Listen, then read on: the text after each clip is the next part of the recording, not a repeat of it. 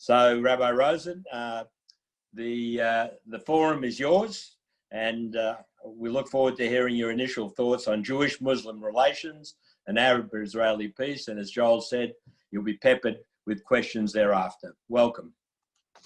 Thank you very much, Colin. And let me reiterate my delight to be able to have this interaction with AIJAC and those attending under AIJAC's auspices, and my great admiration for all the work you do, both, if you like, politically, diplomatically, and in the field of interfaith relations, because you, especially through Jeremy Jones, are one of the real major Jewish global players in this field, and therefore of my partners, amongst the most important.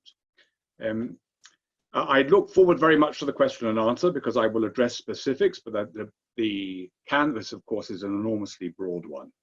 Allow me, in fact, to start with the broad question of what essentially is the value of interreligious dialogue? What are the motives behind it?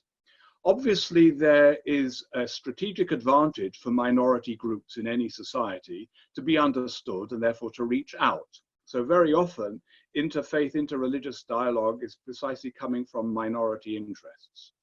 But then there is a broader context that will come from perhaps a majority perspective, or at least governance, of the importance of advancing social cohesion and tolerance. If you like, that's enlightened self-interest.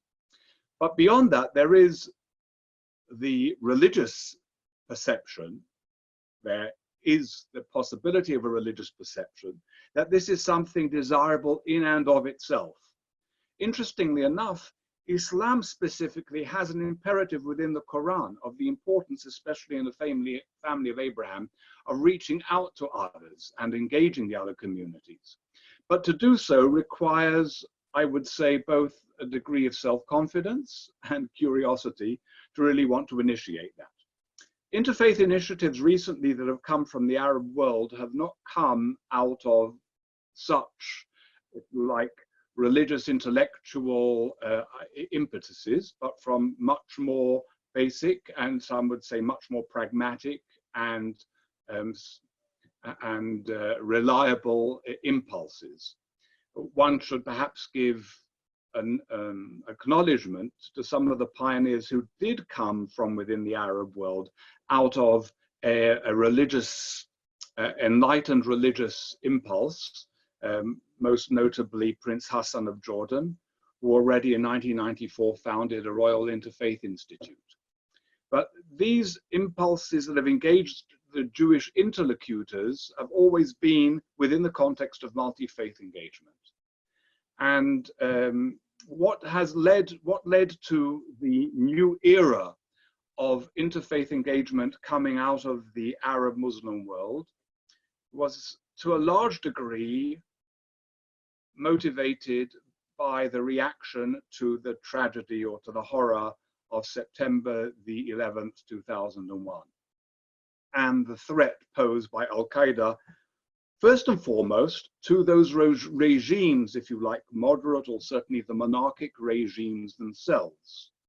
The consequences of the so-called Arab Spring and the election of Mohammed Morsi of the Muslim Brotherhood in 2012 further added a sense that something needed to be done to counteract those forces that were perceived by the monarchic regimes within the Gulf as a threat to their own stability and interests. And therefore, first and foremost, those countries sought to develop greater skills and resources in the field of counter-terrorism. But they understood that within this development of Islamic radicalism and extremism, there was above all an ideological and educational challenge, and that this needed to be addressed. And one saw certain initiatives coming out again, for example, in Jordan, of the Amman message in 2004, which was an attempt to present Islam in a very different light from the way Islam has been perceived within the Western world, especially in the wake of 9/11 and the association of Islam with violence, with terrorism and extremism.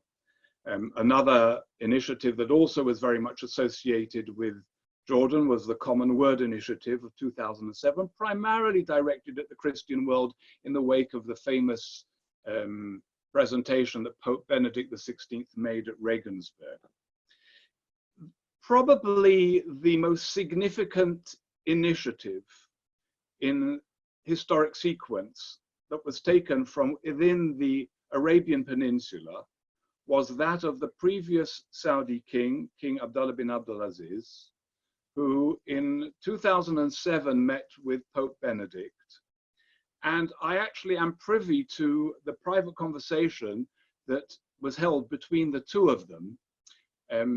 I have that from the late Cardinal Turan, who was present at that particular meeting, in which King Abdullah presented to the Pope his idea that the Saudi regime, the Saudi kingdom, should lead a global interfaith initiative for dialogue between the different religions. And we will talk a little bit as to what those motives were behind it.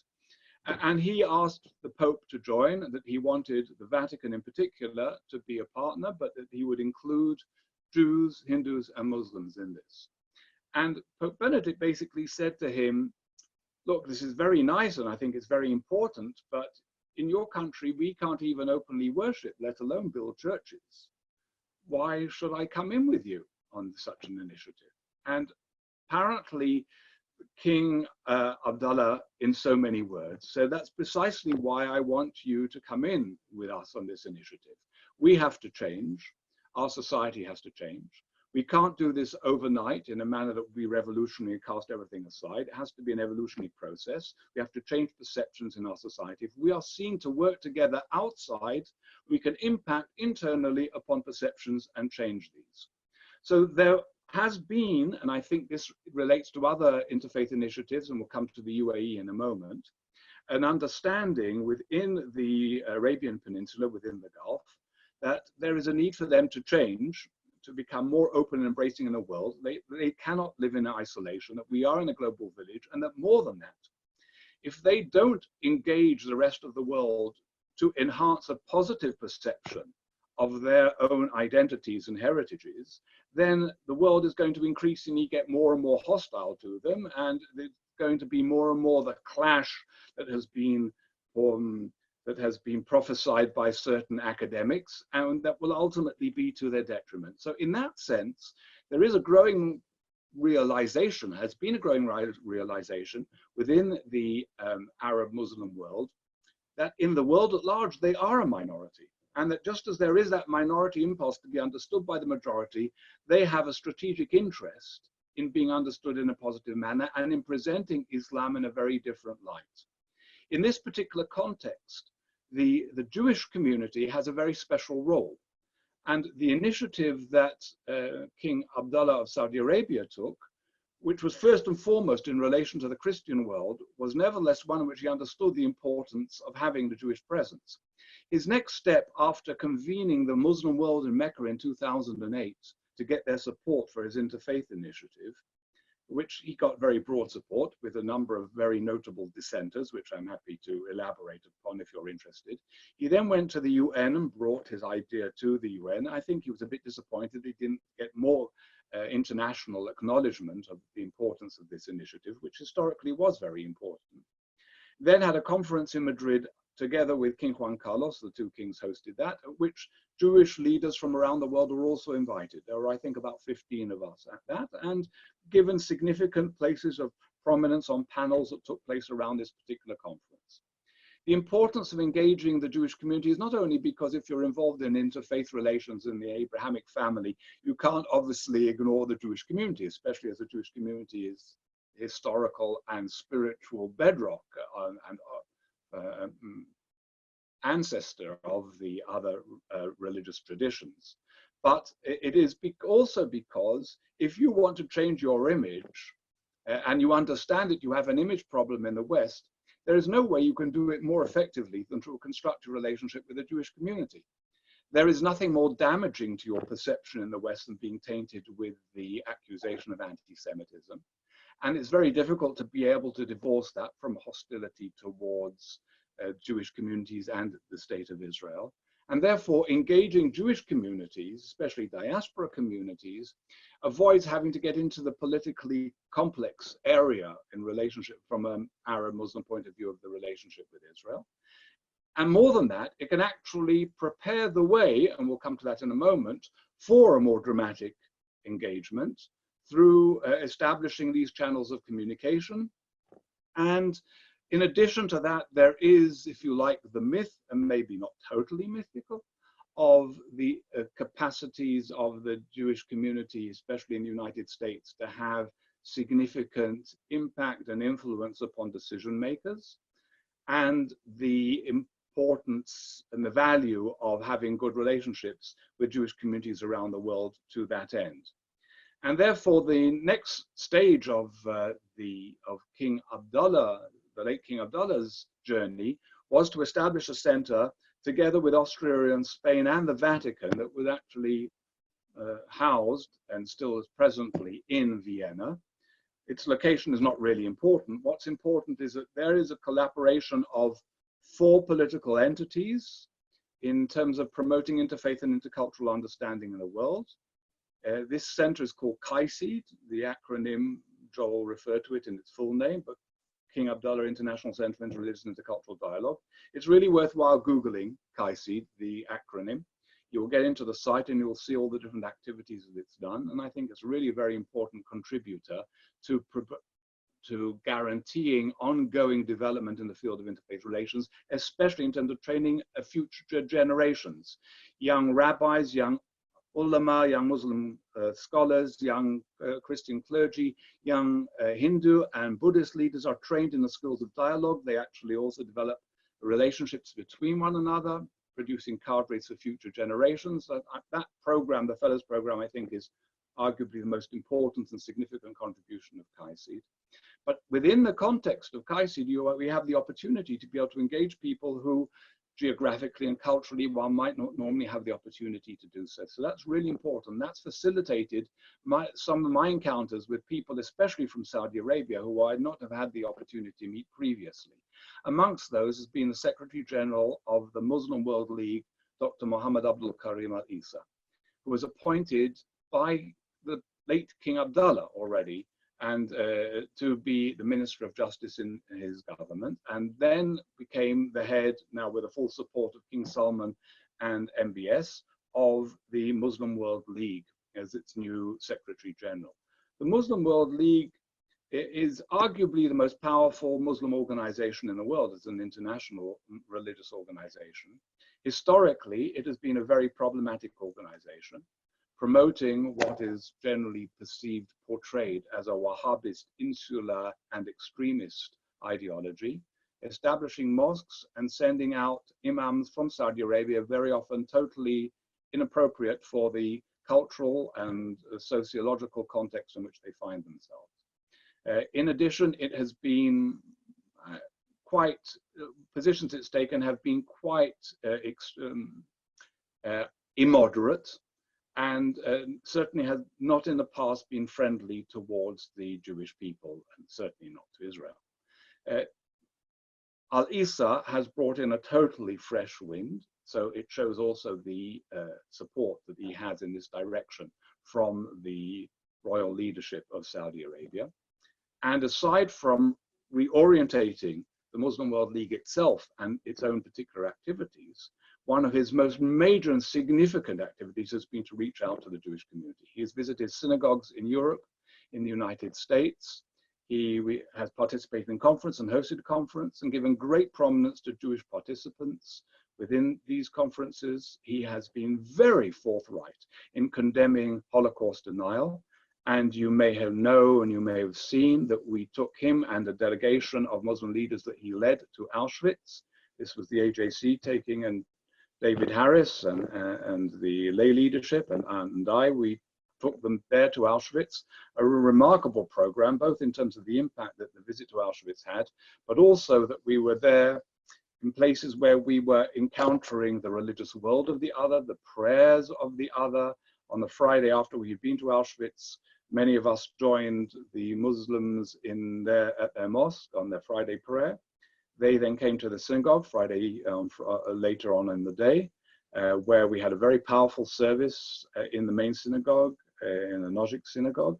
And then we had Friday night Shabbat dinner together, where they were celebrating with us a Shabbat dinner, singing Zemirot, doing Birkat HaMazon, hearing us recite Shir HaMalot, which is perhaps the most dramatic Zionist manifesto of all, perhaps even more than Hatikva.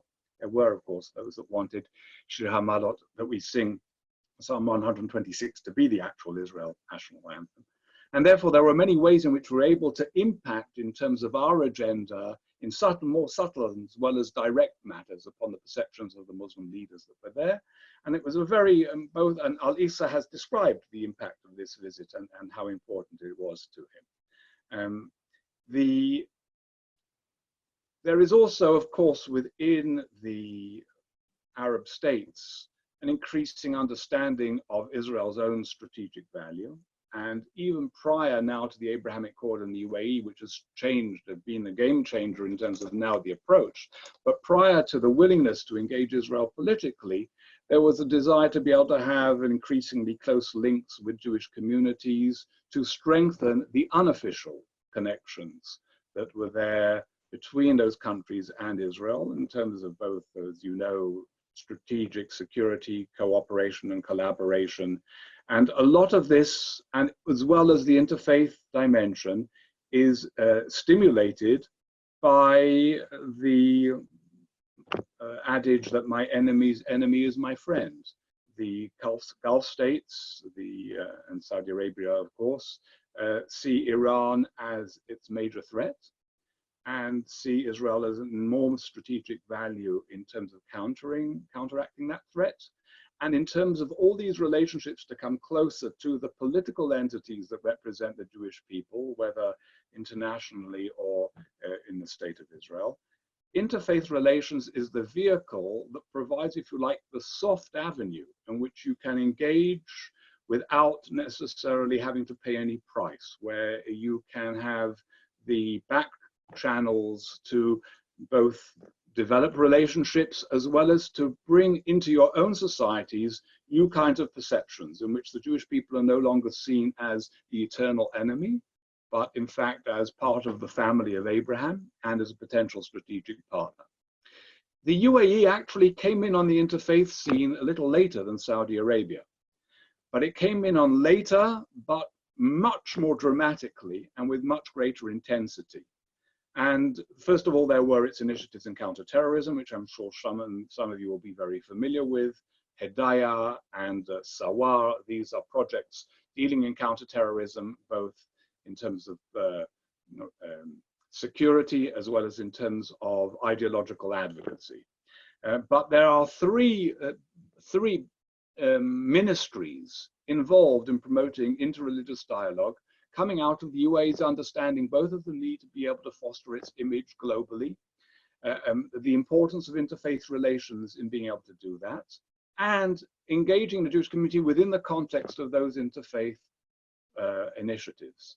And there are three ministries. The most important was initiated by Prince Mohammed bin Zayed, who is the de facto ruler of the UAE, and who basically took Sheikh Abdullah bin Baer, arguably the most important Muslim authority of, for lack of a better term, even though it's not very precise, of the liberal wing within Islam, as a protege, even though he's an octogenarian and probably twice Sheikh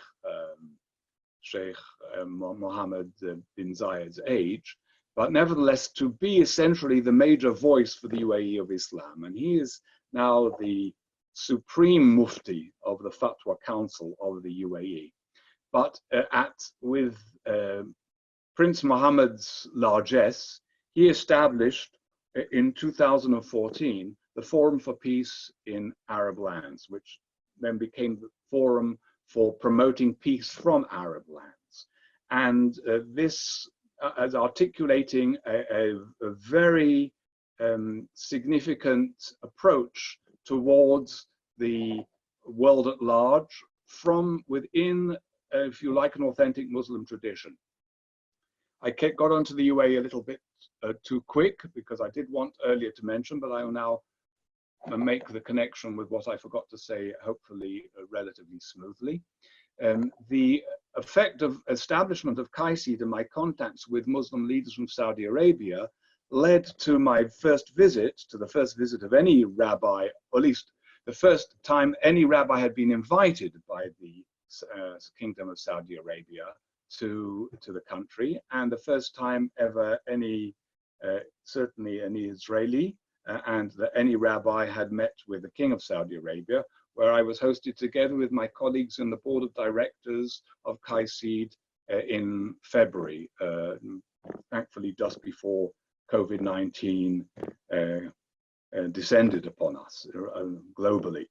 And that was thanks to this involvement in CIJCIC. In other words, my own role has been very blessed to be able to build one stage upon the other, and my involvement within CIJCIC, my familiarity with both Muslim leadership and their familiarity with me as my own profile got covered more and more through CIJCIC within Saudi Arabia, facilitated my participation within this particular delegation that went out to have formally just another of our board meetings, which had previously always taken place in Vienna or in Rome or in Madrid, now for the first time in Riyadh. But we were received by the king, and it wasn't only the meeting in and of itself which was significant, but also the conversation with the king, who is far more compos mentis than the Western media is giving him credit for. And we were told we were going to have, he's still old and frail, we were told our meeting was only going to be for 20 minutes, and in the end it was for an hour.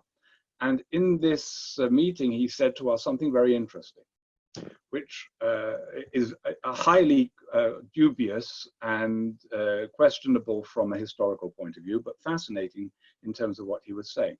He said to us, Islam is originally a tolerant and embracing religion, and our religion, we were originally, our whole approach, Muslim approach, was one of respecting the other, accepting the other, and living in a tolerant society. Politics forced us into a more insular position and a more isolationist orientation, and we are now recapturing the original spirit and going back to our authentic roots, and our interfaith engagement is essential for us to be able to do that.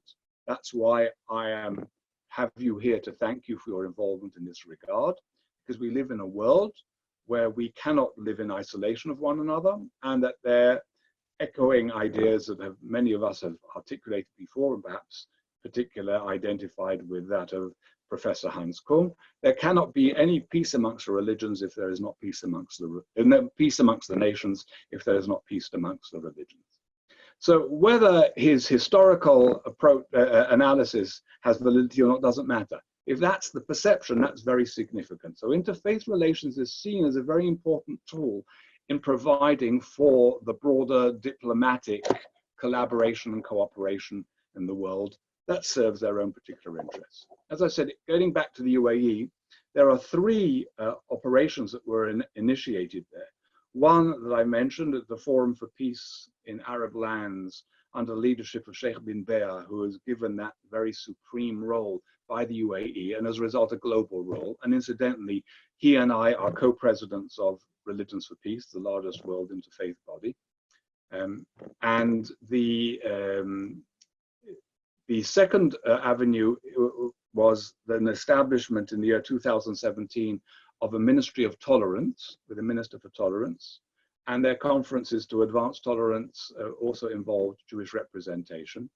The conferences of Sheikh bin Baer, I've attended 3 of those, actually 4, and I was the first Israeli to be involved. There were other Jews to be involved. The first, I think, Jewish interlocutor for bin Baer was probably Rabbi David Saperstein. And at the last meeting last December, there was quite a significant Israeli presence as well, in addition to the other international presence.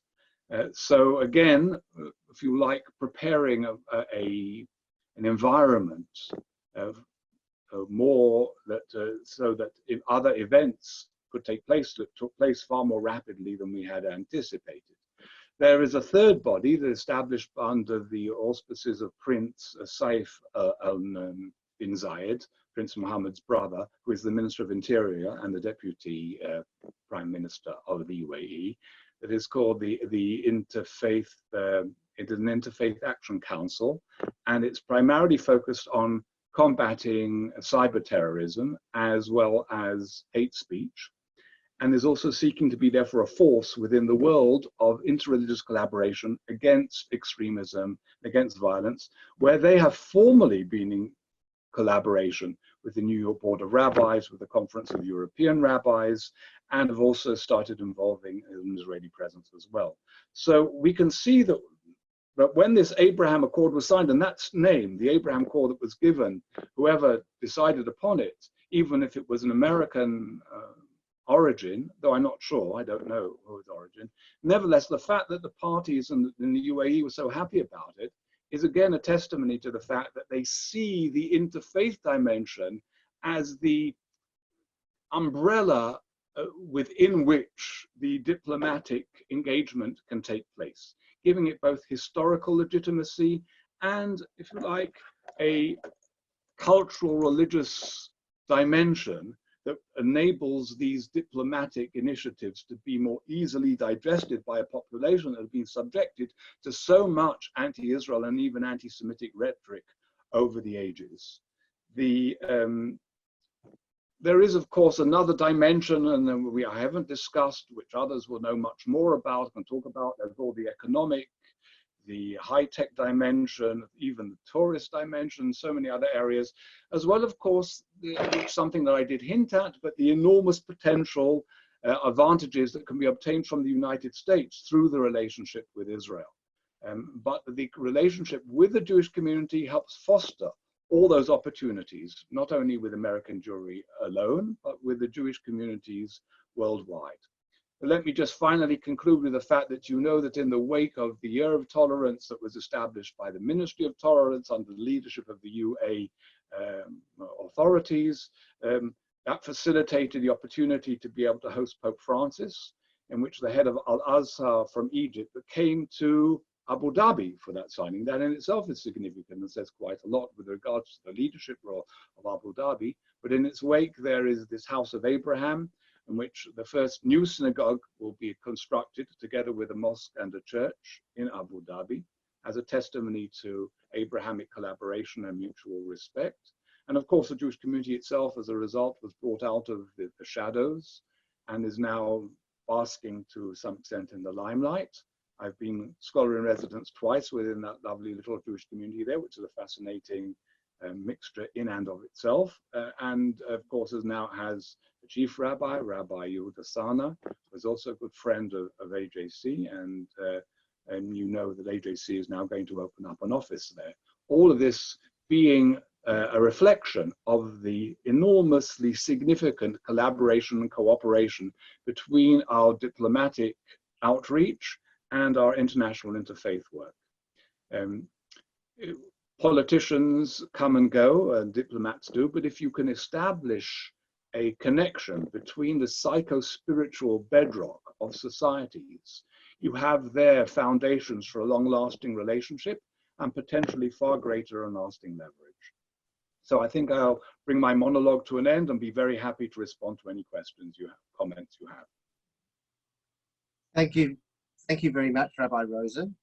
I just wanted to first welcome, particularly into this discussion, we have some of the Indonesian Muslim figures who are trying to maintain the fine tradition of Abdul Rahman Wahid of Gusdur, of promoting an Islam which is engaged, inclusive, and certainly tries to bring the best of humanity to the fore. And I also noticed in the discussion Sheikh Amin Hadi, the Muslim co-chair of the Australian National Dialogue of Christians, Muslims and Jews, and of course the Honourable Walt Secord, the Shadow Treasurer of the State of New South Wales. So welcome to you particularly. A question that's come up a great deal, once we advertised your speech, people came with their questions that they wanted to put, and I suppose you could say, not necessarily the elephant in the room, but something bothering a lot of people with this. Muslim anti-Semitism, or the negative, the examples people have encountered of some Muslims justifying or rationalizing opposition to Israel and to Jews with references to sections of the Quran or hadiths, which can be construed as positioning Jews as theological or even existential enemies of Islam. And we're wondering, have you had direct encounters with this type of rhetoric, and how have you responded? Yes, of course, we have to. We encounter it very often, and of course, in looking at any kind of materials that are produced, we see it in the educational materials coming out from these countries. And therefore, one of the issues that I raised when I was in Saudi Arabia was precisely the whole question of Saudi textbooks, and both anti-Semitic and anti-Christian imagery that is there. I must say, in fairness, the situation is much better than it was. It's all relative. The textbook situation used to be much worse in Saudi Arabia. They certainly have improved this, but it's not good enough. And it's one of the issues that I've raised with them, and I'm continuing to do my best. And there are, of course, I'm not alone in this struggle, to be on their case, as the phrase goes, to ensure that things will improve further. But I think it is very much a consequence, as there is more open engagement with Jews and Christians. I think attitudes will change, and I think the materials will change. I'm not sure that it will necessarily work by getting them to change the materials first. I think there have to be those particular encounters to facilitate it. But the truth is, we've got to work on both fronts at the same time. When I have spoken to them, they have said, well, you know, obviously there are problematic texts, but we need to put these in context. And I said, that's exactly what you've got to do, but we don't really get the impression that you're doing it well enough. These are the issues we've got to argue for. There are, of course, in all our religious traditions, texts that are problematic.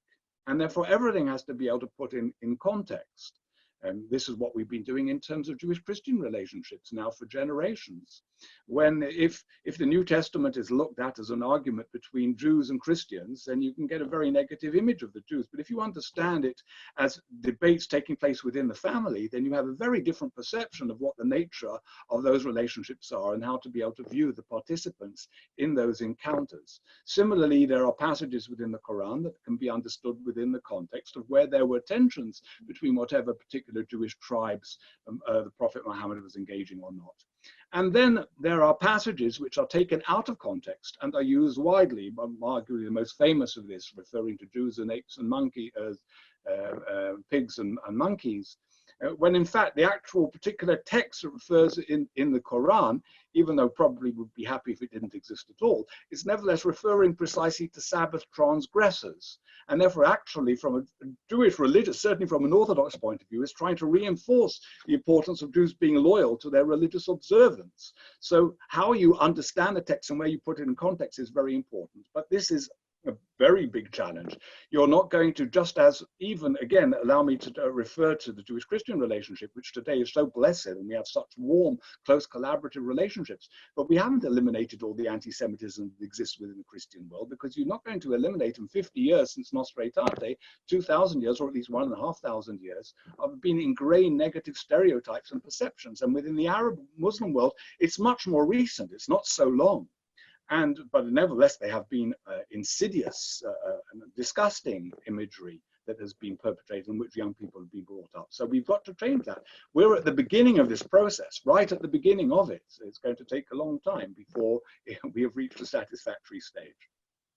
Thank you. Rabbi Rosen, you've been critical in the past at the exclusion of religious figures in ceremonies formalizing relations between Israel and Muslim majority countries.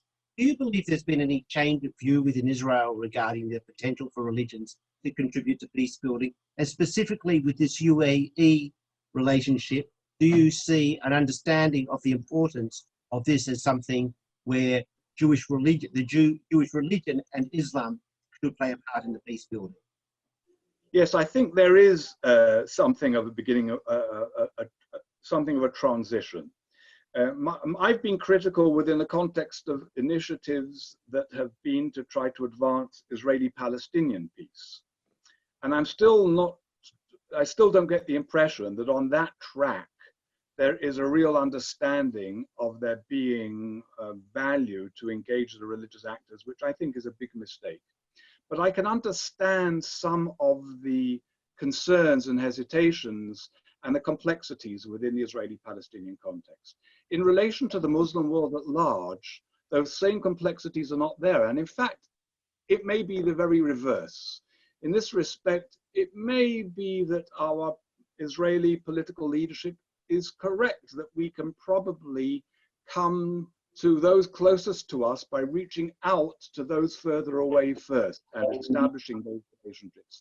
And similarly, perhaps through a greater, closer relationship with Islam worldwide, we might be able to have a more salutary effect also in terms of the Israeli-Palestinian relationship. I hope that will be the case.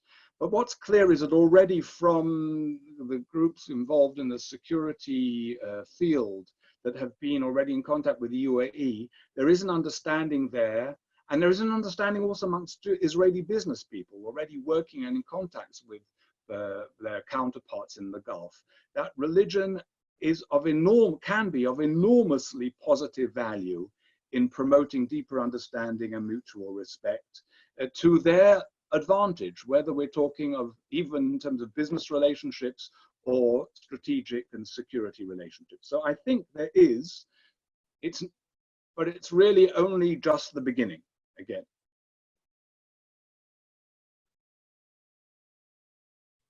Thank you. I just wanted to also remind people who are in the Zoom, if you want to put up your hand, that's a way to ask a question or to put one in chat. I've also been receiving email questions, and just one email question which directly relates to what you've just been saying. In a time when there's political deadlock in the Israeli-Palestinian arena, do you see any possibility for progress on the religious or interfaith front? And related to this is potential solutions for contentious religious sites, such as the Temple Mount Al-Aqsa compound. What's your assessment of what is and can happen in those areas? So many of you know my good friend, Rabbi Michael Melchior. Once already, something like 50 years ago, we were the two youngest chief rabbis of 40 years ago. We were the two youngest chief rabbis in Europe at the time when he was in Norway and I was in Ireland. And I'm also on the board of his Mosaica Institute. And Rabbi Michael believes that religion can achieve peace in the region, both peace between Israelis and Palestinians, more effectively than politics, and that therefore it needs to be through a religious process. I do not share that particular perspective, much as I admire him and are happy to support him. I think that would be very dangerous to put the political future in the hands of religious institutions, especially when we are in part of the world where religion is not prophetic in the sense of being independent of political authority and being able to challenge political authority or to use the language to talk truth to power. We are in a part of the world where institutional religion is essentially subject to political authority, if not subjugated by political authority, and therefore it's not fully independent of it. And therefore to anticipate that it's capable of doing things that are that will lead the political direction is, I think, quite naive and maybe even dangerous. But because religion is institutional on a subject to political control here, doesn't mean that it's inconsequential. This conflict, the Israeli-Palestinian or Israeli-Arab conflict, however you want to refer to it, is essentially a territorial conflict. And in the Israeli-Palestinian context involves the conflict between two national liberation movements. But it's not irrelevant to religion because the peoples involved, like so many other conflicts in the world, have identities. And those identities are rooted within cultures, cultures rooted within religions. And religion is used both for affirmation of each side's position and very often denigration of the other side's position in that regard. And therefore, to ignore the religious dimension is actually totally counterproductive. That's been, getting back to your earlier question, my criticism, especially of initiatives coming from outside that have not engaged the religious dimension. Now, my position, I don't want them to replace the politicians or the diplomats with religious figures, but I want them to engage the religious figures as support for those initiatives, because those establishment figures are at least the formal representation of the intangibles, the psychological dimensions that connect the people to their place, to their history, to their culture, to their aspirations. And if you don't engage the intangibles and you only work with tangibles, you're going to undermine your capacity to deal with the tangibles. Now, that I think therefore means that the more we have a better understanding between Jewish and Muslim communities, the more possible it is for us to be able to advance political peace and reconciliation. Thank you. And I just want to ask the first question from the chat, and then we'll go to the questions from those who've raised their hands. There's a question of other Middle East countries which actually do have good relations with Israel or relations with Israel. And the question is your assessment of, well, what's next? Where should we be looking at? Are there specific countries, or in general, some countries where the groundwork has been done and developing of a serious relationship is possible in the near to not too far future? Well, obviously the UAE has shown amazing courage and pioneering vision in this regard. I've spent quite a bit of time talking about Saudi Arabia, and I think when Saudi Arabia, I don't say if, when Saudi Arabia establishes diplomatic relations with Israel, that will be, if you like, the climax of the transformation. But I don't see it coming immediately, and I think there are players between those 2 points, between those 2 entities. Some very obvious, like Bahrain, and you know that Bahrain, we are all good friends, I think, or at least many of us very good friends with Uda Nonu, who was the Jewish ambassador of Bahrain to the United States. Another example in which a Gulf country saw the strategic advantage of having Jewish representation on its behalf in the United States, not least of all in terms of outreach to the Jewish community as well. But Bahrain has its other internal problems. It's not, if you like, both as a locally homogeneous, or as to some extent controllable as the UAE. You know, there's a sizable Shia population. There are much more significant influences coming from across the Gulf there. And Oman, which perhaps under the previous leadership might have had a little more alacrity, I think is a little more hesitant now. But I think that we will see a process, but all of them have said, and I think it's obvious, and it's really remarkable that the UAE did not make this contingent, which it had actually done previously. I'm referring to some kind of movement on the Palestinian front. Initially, until this latest Abraham Accord, that had also been the UAE position, and it's the position of all the other countries in the Gulf, which is that there has to be some kind of movement. And don't think that they're even demanding that there has to be a complete resolution of the Israeli-Palestinian issue, but there has to be at least some significant movement along that track for them to be able to feel that they can risk the critique and the opposition that they will face for establishing their relationship with Israel. So I really hope that actually this Abrahamic Accord between the UAE and Israel will enable Israel to be able to take steps along the Palestinian track, whatever those may be. I think even just getting back to the table would be significant if the Palestinians will be agreeable to being able to do that. That could enable the other countries to follow the example that the UAE has taken. But we have to appreciate the symbolism that the Palestinian issue still has within the Arab world. Whether it's real or perceived doesn't matter. It's there, and therefore it's got to be addressed in order to be able to facilitate the full potential of these changes that we've been talking about. Thank you. And I'd now like to go to our room and ask Justice Howard Nathan, please. You have unmuted, so please go ahead with your question. Yes, I asked this question on the basis of having survived 50 years of interfaith work. There seems to me to be a very sharp divide between Christians and Muslims on their theological basis for entering into any discussion with Jews. The Christians, particularly the Catholics, the Lutherans, have made seismic shifts in their. We are no longer Christ killers, we're separated brethren. There are reasons why that is so. And that has enabled them to reach forward and for us to reach back and develop some sort of congenial, fruitful relationship. Whereas with the world of Islam, both Shia and Sunni, it's founded on the basis of religious divine supremacy on the one hand and supersession on the other. That is that Muhammad was the last prophet, there will be no others. The word is immutable and unchangeable. And secondly, on the basis that we have superseded you all, that's Christians and Jews, and you are refusing to face these movements.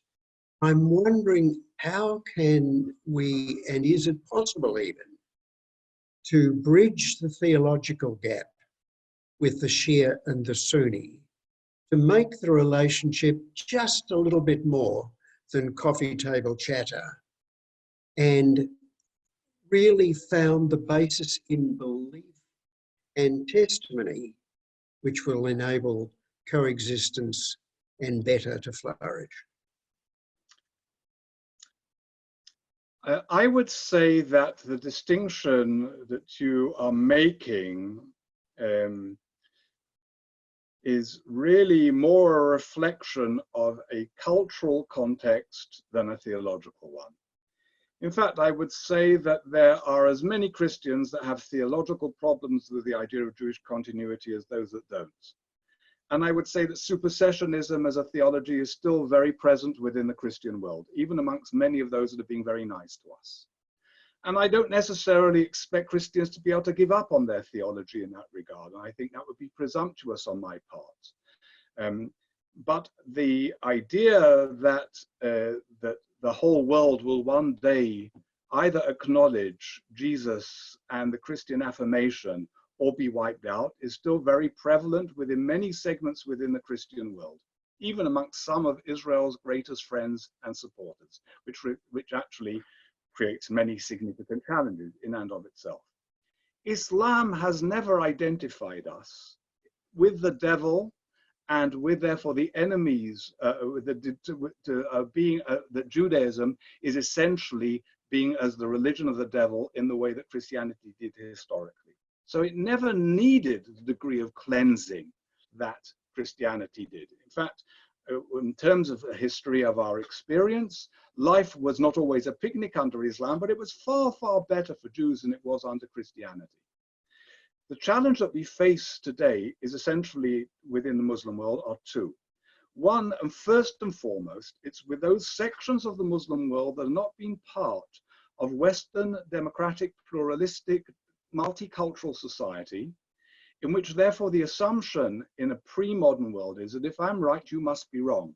And the idea that diverse perceptions is essentially a blessing and something to be celebrated is not something to be scared of. As I said in my introduction, actually Islam as a religion more easily accommodates multicultural and religious diversity. And where you come across those Muslims who are educationally and culturally more secure and self-confident, as I referred to both the question of confidence and curiosity in my opening remarks, we have been able to build up relationships which are as profound, as loving, and as committed as any of the relationships we've been able to build up with Christians. Of course, there is a difference with regards to Christianity that is rooted within Judaism. So when Christians, I think, can become a little more passionate about Judaism, precisely because their own roots are so overwhelmingly within it. But I don't think there's any relationship of, there's any limitation in terms of the degree of mutual respect, collaboration, cooperation we can have with the Muslim world. And I have friendships across the Muslim world, from Morocco to Indonesia, with people who I believe are as open and as respectful and as loving and engaged with the Jewish people as most of those Christians that I have encountered. So I find that the problem is more political, and above all is more sociological and cultural. And if you're still skeptical with regards to this, I'll be very happy to send you videos of dialogues that I've had with Muslim interlocutors, both Sunni and Shia, that I hope would perhaps change your perception of the possibilities that exist in relation to the Muslim world. Thank you, Rabbi Rosen. Our next question is from the editor of the Australia-Israel Review, Dr. Zvi Fleischer. Zvi. Good evening, Dr. Rabbi Rosen. Thank you very much. I want to draw a little bit on your personal experience of the Gulf, particularly UAE and Saudi Arabia. And I want to ask sort of two questions. Firstly, as you referred to, Saudi Arabia has a history of exporting inappropriate or problematic Islamic traditions around the world and arguably causing problems. And that's improved. How much do they acknowledge that? How much of a problem they call the religious leaders of Saudi Arabia? How much are they willing to publicly or privately acknowledge that what they did before was very problematic? And the other thing is just I think for Israelis, the Abraham Accord, one of the things they're very looking forward to is the tourism potential, going to the UAE essentially and possibly other places. What do you think the average person on the street, from your own experience, will say when they encounter Israelis, possibly in large numbers, possibly being obnoxious tourists? So let me start with the second one first. My experience in the Gulf, and especially in the UAE, both in Dubai and in Abu Dhabi, so let me start differently. There are two countries where Israel have diplomatic relations with, where I do not walk around with a kippah, but make sure that I have a hat on that's concealing the kippah. And that's Egypt and Jordan. There are two countries in the past, one certainly still, where I do walk around with my kippah, and therefore, feel absolutely no threat to me in doing so. At least some might accuse me of being naive. That's Morocco, where I still go to Morocco and walk around with a kippah, and I find a tremendous warmth and positive reception that I receive, both from Moroccans in the street as well as from Moroccan leaders. And prior to I haven't been back since the Arab Spring, but prior to the Arab Spring, I'd been in Tunisia. And in Tunisia also, I walked around with my kippah and I felt perfectly comfortable. When I've been now in my most recent visits, I've walked the streets of Dubai with my kippah on. And even though there are some people within Dubai from the Jewish community, who were didn't think that I was being very wise in that regard, all reactions that I got to the fact that I was walking around with a kippah on and therefore was demonstrably Jewish were all very positive. Now, that's just a little personal narrative in that regard, but I think that Israelis will be very welcome generally. Of course, not every Israeli is a nice Israeli, and we have a few ugly Israelis too, and we have a few nasty stories in terms of our tourist exports and reactions to them as well. So I'm sure there are going to be some instances of backlash, but I think that tourism is going to be one of the most important avenues of breaking down these psychological barriers and promoting new perceptions of one another, and it will be really very significant contribution to fostering a new relationship between the Arab and the Jewish communities and between the State of Israel and the Arab states. So I think it's really very significant and positive. With regards to your first question, we're talking about societies which, as I said, have not been open to autocritique. So self-criticism isn't something that comes naturally to them. It's a new experience. And even the king's comment that I described in my presentation is remarkable. He's not going to say we were wrong. He's going to say there were circumstances that made us behave in this way, that led us in this particular direction, and now circumstances have changed that enable us to be what we really want to be. So I have not yet come across people who are actually living within Saudi Arabia or within the UAE in the Gulf who actually will acknowledge the error of their ways in the past, but will seek to be able to explain them away in a defensive manner.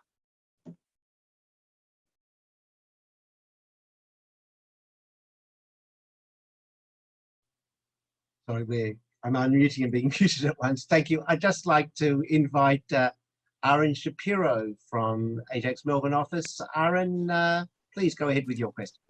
Yes, hello, Rabbi Rosen. It's a pleasure to see you again, and it's my honor to have had you at my wedding many years ago.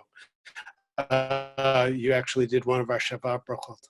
But I'm speaking to you now about Indonesia. I know we have a number of Indonesians on the line, and very quickly, I know we're at the end, but some of your reflections on a couple of issues. In the Indonesians' impression of Jews when they don't really encounter very many Jews, and they may get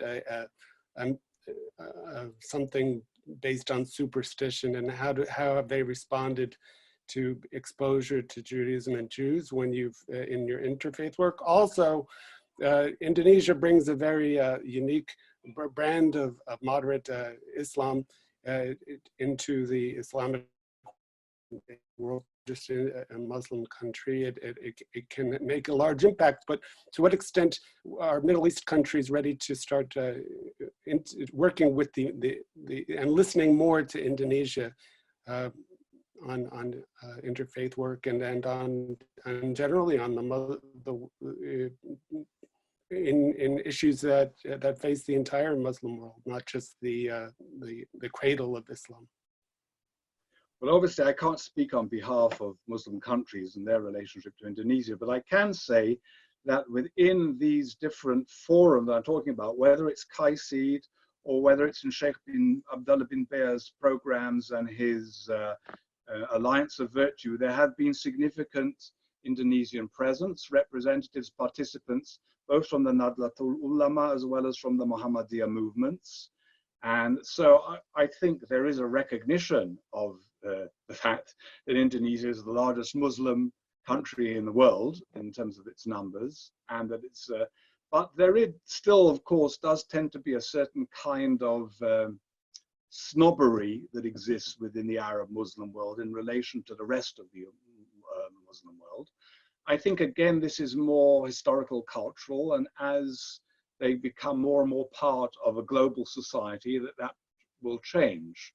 At any rate, Indonesia is, of course, a remarkable place, and AIJAC has played a remarkable role. And you know, AJC has also played a significant role through its Asia Pacific Institute.